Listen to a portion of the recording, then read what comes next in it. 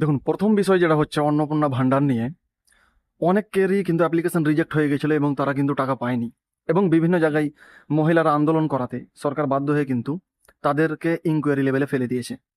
ওকে, অর্থাৎ তাদের ইনকোয়ারি চলছে, তারা যদি যোগ্য হয় পরবর্তীতে টাকা পাবে। মুখ্যমন্ত্রীর কথায় বর্তমানে যারা ট্রাইব্যুনালে অ্যাপিল করেছেন তারা টাকা পাবেন, যারা যোগ্য তারা কেউই বাদ পড়বে না, এমনটাই মুখ্যমন্ত্রীর ঘোষণা। কোনো অভারতীয়কে টাকা দেওয়া হবে না, এমনটাও তিনি বলেছেন।